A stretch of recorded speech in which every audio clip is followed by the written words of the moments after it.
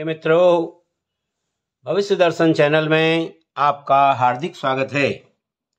भविष्य दर्शन चैनल आपके लिए लेकर आ रहा है 12 भाव में 12 राशियों का फल। आज इसी संदर्भ में हम बात करते हैं एकादश भाव की। प्रिय मित्रों, आय, लाभ या अर्थ प्राप्ति के अभाव में मनुष्य कोई कार्य नहीं कर सकता। अतः एकादश भाव जो मूल रूप से आय या लाभ का भाव है, कुंडली में विशिष्ट स्थान रखता है। भाव के रूप में एकादश भाव शुभ भाव है। यह बहुत्व अथवा वृद्धि सूचक है। वैसे भी संख्या 11 वृद्धि को दर्शाती है। यही कारण है कि एकादश भाव में सभी ग्रह अच्छा फल देते हैं, परंतु षष्ठ यानी कि ये जो हमारा षष्ठ भाव है, षष्ठ भाव से षष्ठ होने के कारण, यानी कि ये षष्ठ भाव हमारा रोग का हो गया, यहां से छठा होने के कारण ये भावेश के रूप में अशुभ भाव है। छठे से छठा अर्थात इसका जो स्वामी है वो अशुभता ग्रहण कर लेता है। यह भाव 3 अशुभ भावों त्रि, षट और आय, इन तीनों में से एक है। तो त्रि हो गया तृतीय भाव, षट हो गया छठा भाव और आय हो गया एकादश भाव। तो एकादश भाव से आय, लाभ, वृद्धि, आशाओं, आकांक्षाओं, अभीष्ट प्राप्ति, प्रशंसा, ज्येष्ठ भ्राता, ज्येष्ठ भगिनी, विशिष्ट सम्मान, वाहन, मांगलिक कार्य, संपत्ति, ऐश्वर्य, मित्र, सिद्धि, भाग्य, न्याय, ईश्वर, सत्य, शांति, नवीन योजना, कान व जंघा का विचार भी इसी एकादश भाव से किया जाता है। अब भावात भाव के सिद्धांत को लेकर यदि चलें तो उसमें आप देख रहे हैं ये हमारा पंचम भाव है। ये पंचम भाव जो हमारा संतान का भाव है, पुत्र का भाव है। तो पंचम भाव से सप्तम, यानी कि पंचम से जो है ये सप्तम जो है एकादश भाव आ जाता है। तो यानी कि ये पत्नी का भाव होने से, यानी कि ये हमारा हो गया पुत्र वधु, ये पुत्र हो गया, और पुत्र से सप्तम हमारी पुत्र वधु अथवा पुत्री के पति, यानी कि दामाद का विचार भी इसी एकादश भाव से किया जाता है। इसी प्रकार नवम, ये नवम भाव है हमारा, ये पिता का भाव है।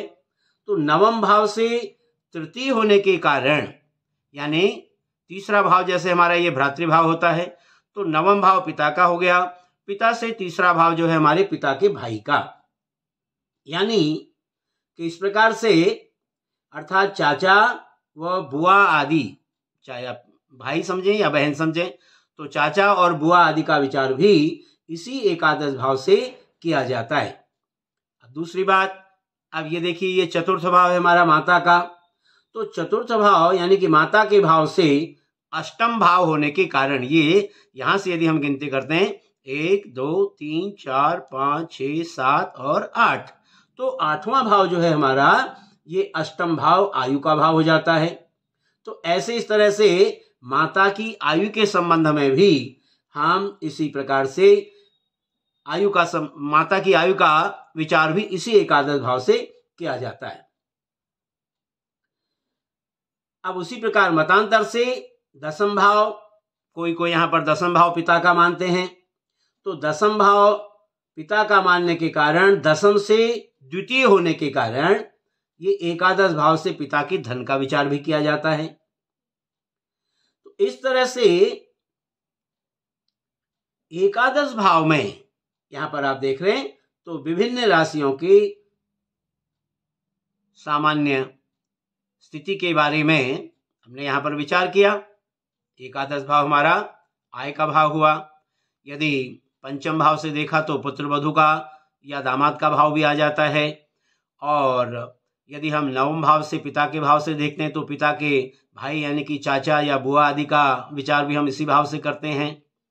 और यदि किसी मतांतर से दसम भाव को पिता का मानते हैं तो यहाँ पर दसम भाव से द्वितीय भाव होने के यानी कि ये हमारा यहाँ पर दसम भाव जो है पिता के धन का भाव भी एकादश भाव से किया जाता है। और यहाँ पर ठीक उसी प्रकार से चौथा भाव माता का हो गया, तो चतुर्थ भाव से जो है माता के भाव से अष्टम भाव होने के कारण यानी कि माता के आयु के संबंध का विचार भी हम इसी एकादश भाव से करते हैं। तो इस तरह से बहुत से विचार हम एकादश भाव से करते हैं। ये तो रही सामान्य बात एकादश भाव की।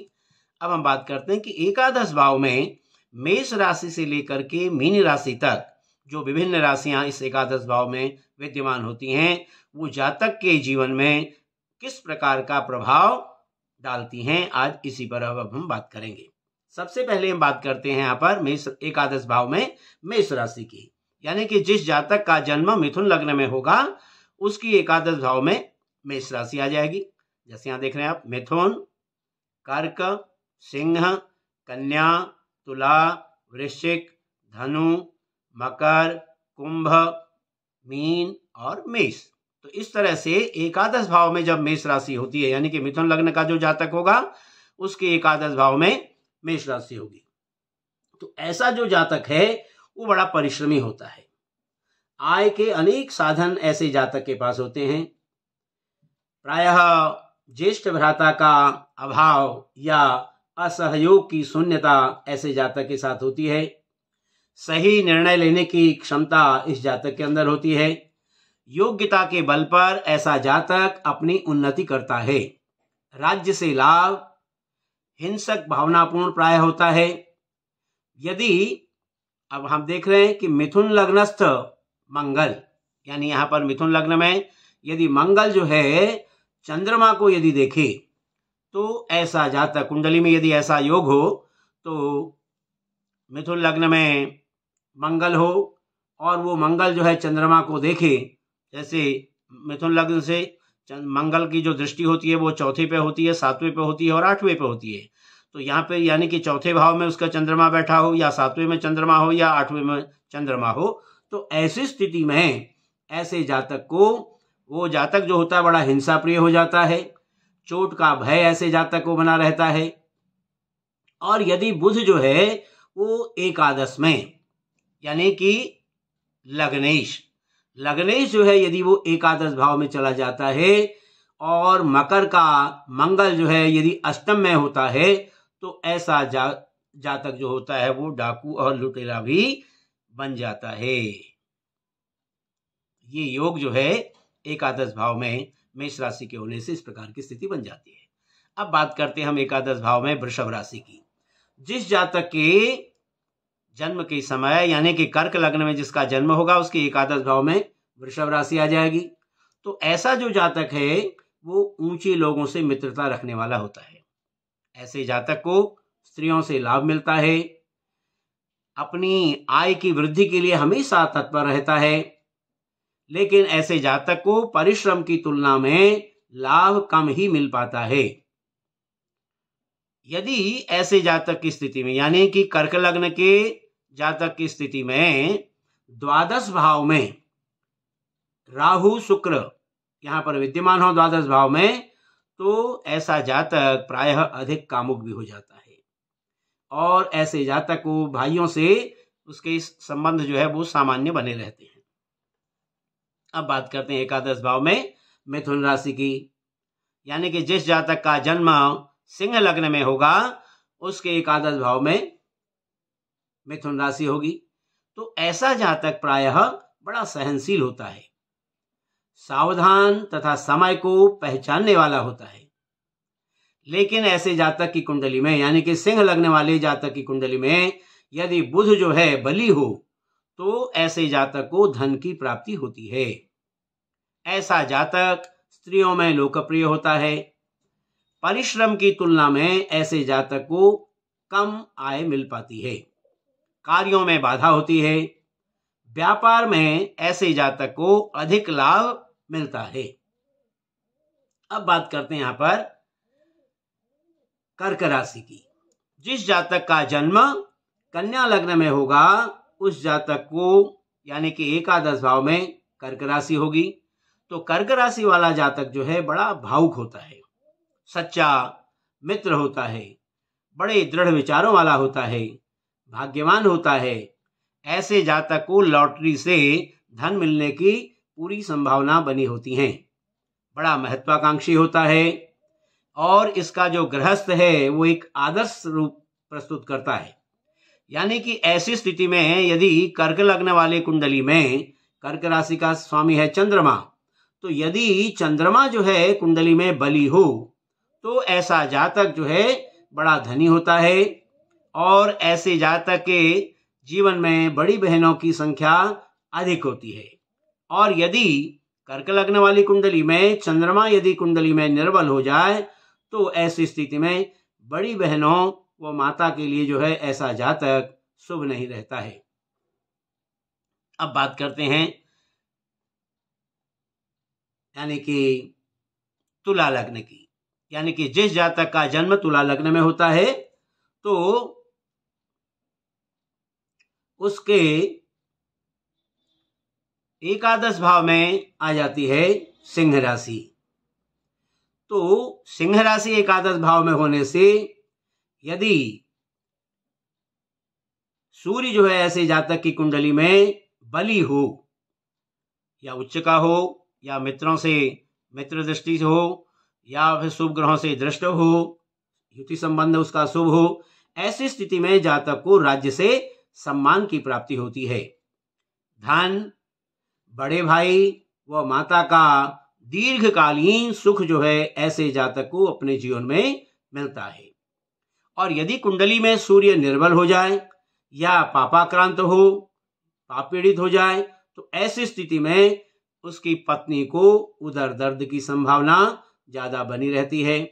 माता व भाइयों के लिए ऐसा जातक प्रायः हानिकारक हो जाता है। कार्य करने से पहले लाभ हानि का आकलन करने वाला ऐसा जातक होता है।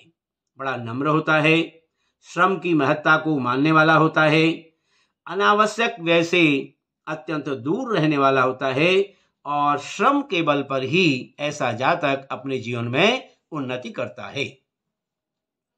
अब बात करते हैं यानी कि एकादश भाव में कन्या राशि की। जिस जातक का जन्म यानी कि वृश्चिक लग्न में होगा उसके एकादश भाव में कन्या राशि हो जाएगी। तो कन्या राशि वाला जातक बड़ा परिश्रमी होता है, बड़ा दूरदर्शी होता है और शीघ्र निर्णय लेने में सक्षम होता है। हमेशा अपनी आय की वृद्धि के लिए सचेष्ट रहता है। आय के अनेक स्रोत ऐसे जातक के जीवन में आते रहते हैं। ऐसे लेकिन यानी कि कन्या लग्न वाला जातक यानी कि वृश्चिक लग्न वाले जातक में यानी कि कन्या राशि जिसकी एकादश भाव में हो, ऐसी स्थिति में यदि उसकी कुंडली में बुध जो है पापाक्रांत हो जाए, पाप पीड़ित हो जाए, तो ऐसी स्थिति में यह जातक अपने द्रव्य का नाश करने वाला हो जाता है। परिवार को यथेष्ट सहायता देता है, असंतुष्ट रहता है। यदि बुध का संबंध मंगल के साथ हो जाए तो ऐसे जातक को प्रायः चोट का भय बना रहता है। अब बात करते हैं यानी कि एकादश भाव में तुला राशि की। यानी जिस जातक का जन्म धनु लग्न में होगा उसके एकादश भाव में तुला राशि होगी। तो तुला राशि वाला जातक बड़ा गंभीर, विनम्र एवं बहादुर होता है। अवसर को पहचानने वाला होता है, प्रतिभा का बड़ा धनी होता है। परिवार तथा अपने मित्रों की सहायता से उन्नति करने वाला होता है। यदि ऐसे जातक की कुंडली में चतुर्थ भाव में, यहाँ चौथा भाव जो है हमारा, इस चतुर्थ भाव में यदि मीन का शुक्र हो तो ऐसे जातक को वाहन और भवन का सुख तथा राज्य से प्रतिष्ठा की प्राप्ति होती रहती है। परंतु शुक्र का मंगल से अशुभ संबंध हो, यदि एकादश भाव में धनु लग्न है और ऐसी स्थिति में जो है कुंडली में यदि शुक्र का मंगल के साथ अशुभ संबंध हो जाए, तो ऐसी स्थिति में दोनों लग्न और लग्नेश, यानी लग्न है हमारा धनु लग्न का स्वामी है गुरु, तो यानी कि लग्न और लग्नेश को जो है वो यदि वो प्रभावित करें तो ऐसा जातक जो है वो हिंसा प्रिय हो जाता है। यदि यानी कि शुक्र और मंगल अशुभ संबंध होने से उनका लग्न पर यदि प्रभाव हो या लग्नेश पर यदि प्रभाव हो जाए तो ऐसी स्थिति में जातक जो है वो हिंसा प्रिय भी हो जाता है। अब बात करते हैं यहाँ पर एकादश भाव में वृश्चिक राशि की, यानी कि जिस जातक का जन्म मकर लग्न में होगा उसकी एकादश भाव में वृश्चिक राशि आ जाएगी। तो एकादश भाव में वृश्चिक राशि वाला जो जातक है वो एक साथ अनेक कार्य करने वाला होता है।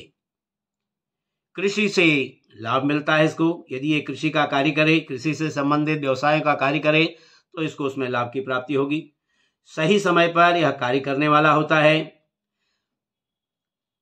वृश्चिक लग्न वाले जातक की कुंडली में यानी कि एकादश भाव में जिसके मकर लग्न यानी कि वृश्चिक राशि हो, तो ऐसी स्थिति में मंगल शनि के साथ संबंधित होकर के जिस भाव या भावेश को देखेगा उसी के विरुद्ध योजनाबद्ध कार्य करने वाला ये होता है। यानी मंगल मकर लग्न वाला जातक, वृश्चिक राशि जिसके एकादश भाव हैं, ऐसी स्थिति में मंगल जो है यदि शनि के साथ संबंधित होकर के जिस भाव या भावेश को देखेगा उसी के विरुद्ध योजनाबद्ध कार्य करने वाला यह जातक होता है। और यदि मंगल बली हो कुंडली में तो ऐसे जातक को संपत्ति का लाभ मिलता है।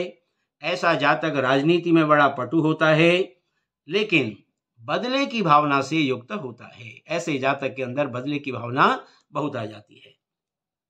अब हम बात करते हैं यहाँ पर एकादश भाव में धनु राशि की, यानी कि जिस जातक का जन्म कुंभ लग्न में होगा उसकी एकादश भाव में यहाँ धनु राशि आ जाएगी। तो धनु राशि वाला जो जातक है वो बड़ा प्रसन्न वदन वाला होता है, हमेशा हंसमुख रहने वाला, मिलनसार प्रकृति का होता है, बड़ी तीव्र बुद्धि से युक्त होता है, सोच और समझकर बोलने वाला होता है, अपनी वचनों का पक्का होता है, जो वादा कर लेता है उसको निभाता है। आय के अनेक स्रोत ऐसे जातक के जीवन में आते हैं, व्यय अधिक होता है ऐसे जातक के जीवन में, फिर भी ऐसा जातक संतुलित जीवन को जीता है। अब ऐसे जातक की कुंडली में यदि मंगल व सूर्य के साथ बलि गुरु का संबंध हो, मंगल या सूर्य के साथ गुरु यदि बलि हो उसका यदि संबंध हो जाए तो ऐसा जातक जो है राज्य में उच्च पद पर आसीन होता है और बड़ा भाग्यशाली होता है। अब बात करते हैं यहाँ पर एकादश भाव में मकर राशि की, यानी कि मीन लग्न वाला जातक, यानी जिसका जन्म मीन लग्न में होगा उसके एकादश भाव में मकर राशि आ जाएगी। तो मकर राशि वाला जो जातक है बड़ा चंचल प्रकृति वाला होता है, सही निर्णय शीघ्र लेने की क्षमता उसके जीवन में होती है, नौकरी में उन्नति के बड़े अच्छे अवसर इसको मिलते हैं और ऐसे जातक के जीवन में आय के बड़े ठोस साधन रहते हैं। धन संचय करने वाला होता है, लोकप्रिय होता है और बड़े भाइयों से स्नेह रखने वाला होता है, अपने वचनों का पक्का होता है, सजावट प्रिय उसका स्वभाव होता है, हमेशा बन ठन कर रहना, सुंदर सज समझ कर रहना, ये उसका स्वभाव बना रहता है। लेकिन ऐसे जातक की कुंडली में यानी कि यहाँ पर मीन लग्न वाले जातक की कुंडली में यानी कि जिसके एकादश भाव में मकर राशि है, ऐसे जातक की कुंडली में यदि शनि बली हो, या हम ये कह सकते हैं एकादशेश जो है शनि यदि बली हो जाए तो बहनों द्वारा ऐसे जातक की धन का नाश हो जाता है। अब हम बात करते हैं यहाँ पर एकादश भाव में कुंभ राशि की, यानी जिस जातक का जन्म मेष लग्न में होता है उसके एकादश भाव में आ जाती है कुंभ राशि। तो ऐसा जातक प्रायः बड़ा क्रोधी होता है, हठी होता है, ईमानदार होता है, आदर्शों का बड़ा पोषक होता है। नौकरी में ऐसे जातक को लाभ मिलता है। सम्मान की रक्षा हेतु ऐसा जातक हमेशा तत्पर रहता है। और ऐसे जातक की कुंडली में यदि बलि शनि यदि है तो ऐसा जातक भाई के लिए शुभ होता है और धन प्रदायक होता है। और यदि कुंडली में शनि निर्बल हो जाए, यानी कि जिस जातक का जन्म जो है वो कुंभ लग्न में है और एकादश भाव में जिसकी मेष राशि है, यानी मेष लग्न वाला जातक जिसकी एकादश भाव में कुंभ राशि है, यानी कि ऐसा जातक जो है वो उस कुंडली में शनि के निर्बल होने पर वो धन का नाश करता है। अब बात करते हैं यहाँ पर एकादश भाव में मीन राशि की, यानी जिस जातक का जन्म वृषभ लग्न में होगा उसकी एकादश भाव में मीन राशि होगी। तो मीन राशि वाला जातक बड़ा ख्याति प्राप्त होता है, यानी उसको मान सम्मान उसका काफी होता है, बड़ा प्रसिद्ध होता है, धनी होता है। आय के स्थायी स्रोत इस जातक के जीवन में बने रहते हैं।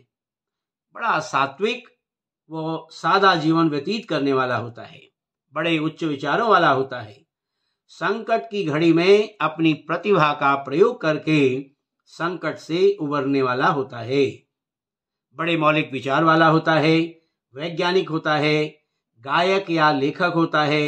लेकिन ऐसे जातक का जो बचपन है वो बड़ा कष्टदायक होता है और ऐसे जातक को अपने परिवार से स्नेह कुछ कम ही होता है। प्रिय मित्रों, यह था एकादश भाव में 12 राशियों के फल का विचार। आशा है आपको यह हमारी वीडियो अच्छी लगी होगी। यदि आपको हमारी यह वीडियो अच्छी लगी हो तो आप हमारी वीडियो को लाइक करें, शेयर करें और हमारे चैनल को सब्सक्राइब करना भी न भूलें। फिर इसी प्रकार की नई वीडियो लेकर के आपके सामने उपस्थित होंगे। तब तक के लिए आप सभी का हार्दिक धन्यवाद।